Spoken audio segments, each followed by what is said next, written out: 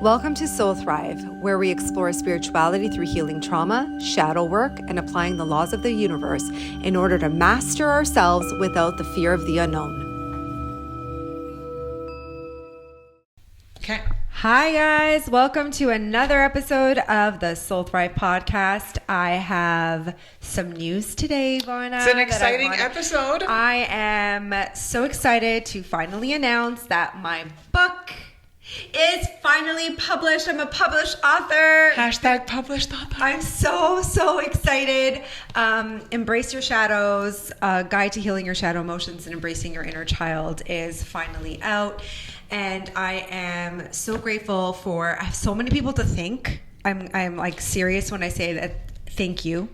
Because you were welcome. Super supportive through the process of it. But there are a lot of people that I have a lot to thank, and I hope that they know that I love them and I appreciate their support through this process. It was not an easy journey. This has been something that I've been working on for many years, actually. It wasn't just something that I highlighted within a little amount of time. It was always something that I wanted to create. I just had so much context and content of information. I didn't know how to put it all together. And then I thought, simplifying it, making it a guidebook, giving people the opportunity to navigate through a lot of information, but in a simplified manner, easy to digest. That doesn't mean that this is an easy book to work through. I'm going to be honest, guys. This is work. This means that you're going to put in the time and the energy to get to connect with these big feelings, these big emotions, these shadow emotions, and above everything else, your inner child, which honestly, again, my own personal journey at the end of the day, if I didn't get into doing the inner child work for myself and listen to my guides and listen to my intuition, I honestly don't think I'd be able to navigate all the experiences that I've been throughout my time and throughout my life. And I know obviously more obstacles are always going to come up. That's just life and how the journey goes. But I am so excited that I get to share a little piece of myself with everybody. Also, it has been infused with my energy. It has been infused with my intention. It has been infused with so many things. And I've been hearing such positive feedback from not just my clients, but people who haven't even touched doing the work before, and they've started reading the book, and they're just really, really grateful that there is something like this that exists, and they're, learning so much about themselves through that process. It's interesting for me to read it from this perspective because thinking about Soul Thrive and how many workshops you have done in the platform, and there's so many different topics. I think there's 8 or 9 different categories in the platform itself. I'm like, how is she gonna put all of that in a book? And I think you did a great job organized from a Virgo standpoint. Thank you. That's a great compliment. It is, because it's a huge compliment. A lot of this information is some people will be like, oh, it's woo woo, or it's not, it's not easy to understand. But I think you've done a good job in structuring it, where there's clear chapters and clear themes. And I think even the sequence of chapters and topics also makes sense, because it's almost like you're guiding people on a journey. And I always say this is such a good book to gift to people for birthdays, Christmas, whatever, especially people who haven't started to do the work or who maybe want to, or even I have friends who don't live in Canada who are it's not as easy to, hop on a session from another country. So it's here's the book. You can actually start to do this on your own. So it's just another kind of piece of you that I guess other people can have, and a different way to work with you. But no, from that, even from that logical standpoint, I'm oh, yeah. I really did try my best to, I weaved in the spirituality a little bit. I didn't want to bombard people to make it seem too woo-woo.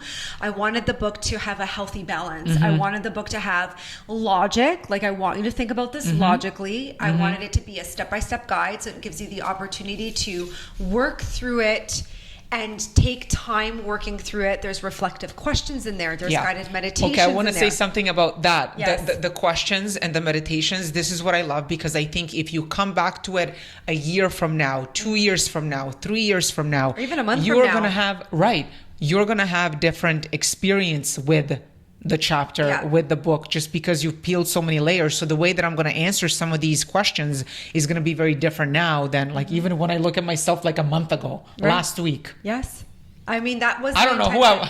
who Well, it's so funny because a lot of people have been saying, Yeah. you know, I wanted to read the book. I wanted to start reading the book, and I read the book from beginning to end. And then I went back and I started to do the work. I went back, and this is something that I know that I'm always going to come back to, and I'm going to always reference. And I'm going to be able to pull a chapter, any chapter, whether working through abandonment, whether working through rejection, whether working through loneliness, shadow, any of those shadow emotions, whether you're working through shame, there is a chapter on it, and you have the ability to sit and work through and not only the guided meditation but the reflective questions as well, those journal prompts as well. And it's a practical book. I wanted it to make it easy. I didn't want it to just be this in your face, because I know a lot of self-help books, you get them, you read them, and then they go on the shelf. I'm like, no, I want you to write notes in them, the book. I want you to make it your own. It's like interactive. Yeah, almost. 100%. Yeah. And I love it. Like, even when you look at chapters, am I allowed to give a sneak peek of like the topics? Yeah. I love that you start with like a guide to healing the inner child, and then really like explaining what is the concept of inner child, because I think a lot of people don't talk about it or don't even explain it. They don't know what that means. And then you go into the conscious mind versus the subconscious mind, and what is the connection between your subconscious mind and that inner knowing and your inner child, because they're really like so connected. And then we go into like literally everything, like breaking free from limiting beliefs, and then my favorite chapter, dysfunctional family dynamics. Yes. Right? Which is so, then you go into the mother wound and the father wound. And I think a lot of people just don't, that to me, I think was the most critical work. And even when I think back to the workshops, and I love, because I think the chapter in this book really explains it well. What does the mother represent? What does the father represent? And like just how much that affects your life day to day. Yes. And people are like, no, but I don't have daddy issues. I have mom. No, you have both. Right. And then we have all these adaptations. And the questions at the end are even more eye-opening. Yep. Because sometimes you'll go, you'll hit the surface and you'll be like, well, yeah, the relationship with my mom was like this, so it's like whatever. But the questions really go into like 5 layers deeper. Yes. Or it's like, oh no, there's actually a lot more than I thought. So yeah, then you've got the shadow self, which I think is important because everybody talks about shadow work. So like explaining what that is. And then all of the common abandonment, guilt, shame, rejection, loneliness, healing the emotional neglect, like, and boundaries and reclaiming a sense of self. That's another chapter that, again, for me, I'm going to like, I think different people are going to have different aspects that are going to resonate with them the most. Like that for me has been truly like the most, and I love it. Like it's clear, and it is you. It's like that no BS, very direct, very simple language, prompts, meditations. Yeah, context of information, not overwhelming anyone, understanding even, I just have a whole chapter in there when understanding emotions, because I don't think people can really grasp that concept. And I incorporated the chakras in there too, which is that spiritual element for you to kind of think about that fusion between your emotional self and your body, and really kind of learn more about where the trauma is sitting and what trauma is sitting in that area specifically, and what emotions are sitting in there specifically. So it gives you the bridge to access the inner child and move through those emotions and those shadow aspects. So for me, like, I really worked hard on trying to make the book flow really well and stack whatever it is. So like you're learning one concept, one theory, and then you're stacking on the next layer, and then the next layer, and then the next layer of it. And you can, and it's going to take, even though it's a little bit like, it's not an intimidating book when you see it, but don't be fooled. Like I said, it's one of those things that you're going to uncover a lot within yourself from beginning to end. And then you're going to go back to it and you're going to view things from a different point of perspective, just like peeling the layers of the onion. And that was kind of the perspective of doing this. I mean, for years, like I said, I had all this information kind of put to the side. And because in Soul Thrive, I teach over like every weekend, I'm teaching a workshop on something new. There's new information going in all the time. I'm always bringing in a fresh perspective on, even just today, we talked about intuition and core belief systems and all of that stuff. And I just kind of feel like I didn't know how to put this all on paper. I had no idea what to do with it.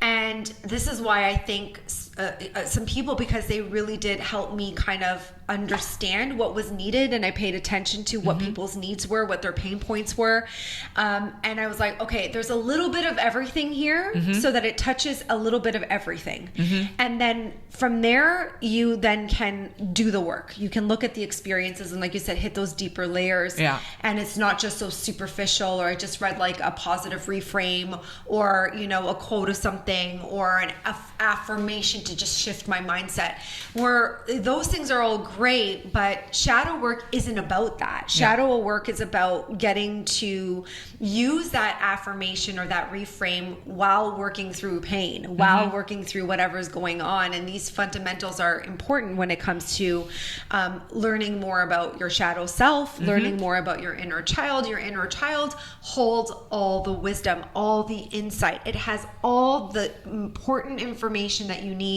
in order for you to align with a better reality for yourself. When we're talking about even manifestation, 90% of the time people don't even understand that their trauma is leading, their emotions are leading.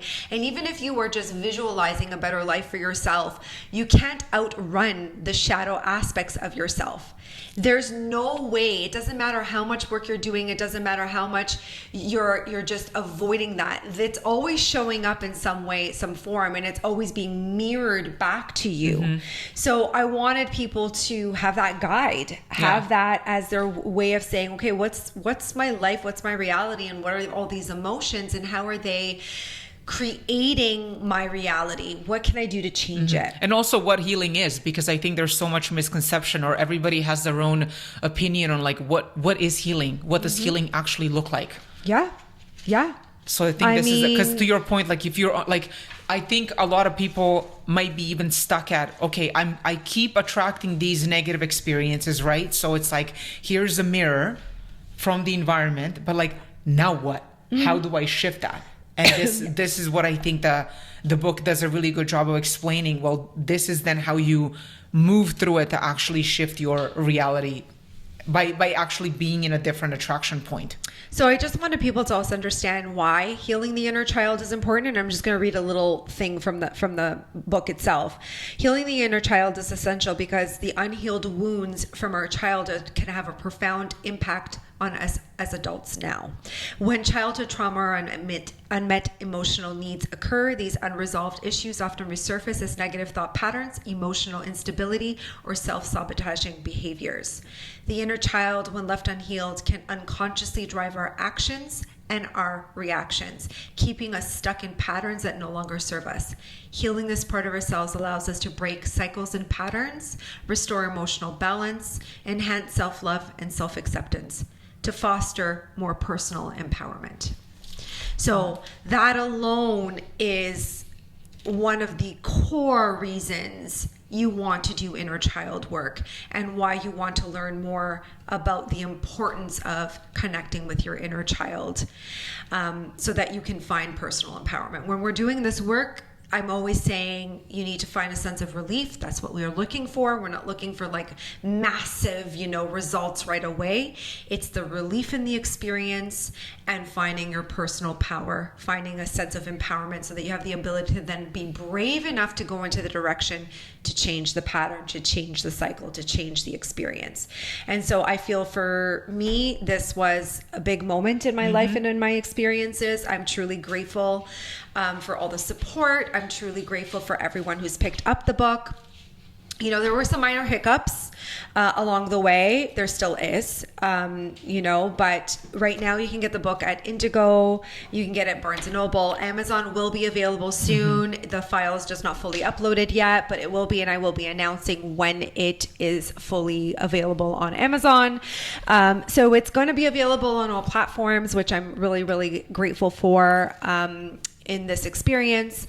And like I said, it wasn't was a journey, and I think like the journey in itself for me really made my inner child very happy. It made my inner child feel heard. It made my inner child, with even just the fact that I suffer from dyslexia. I'm writing a book. Like that's a big deal for me. It was such a huge experience for me because that was the doubt. The doubt was like, oh my God, can I actually do this? Can I actually write this? And I did it. And I was like, okay, you did it, even though you had this potential limitation that you put on in your mind in regards to. Yeah.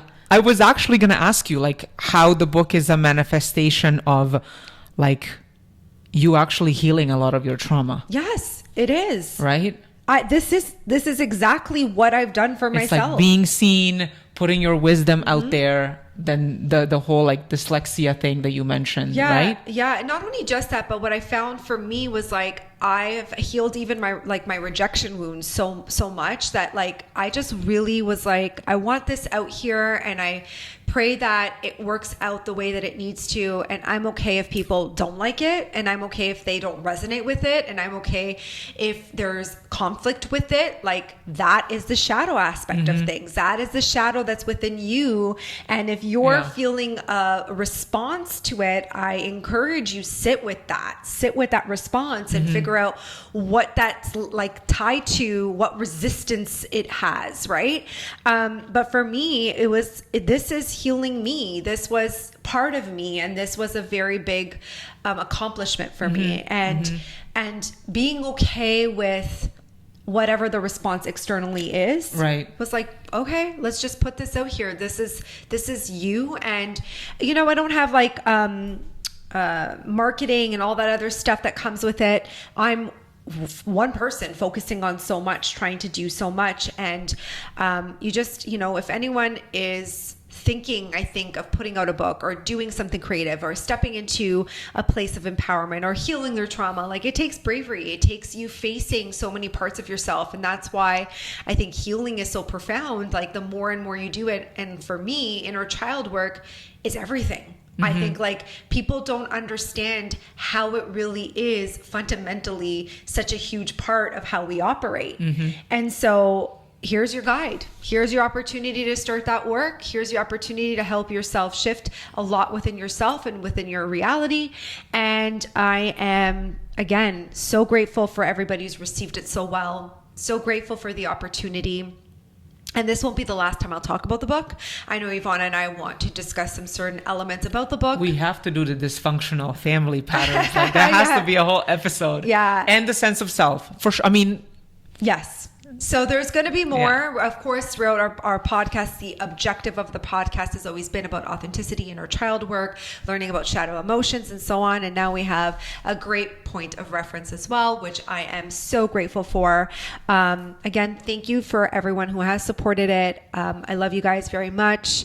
Thank you for everybody who supports our podcast. Thanks who supports Soul Thrive. Like there's so much that I am truly grateful for, considering the year that I had and the hardships that I went through and the losses that I went through.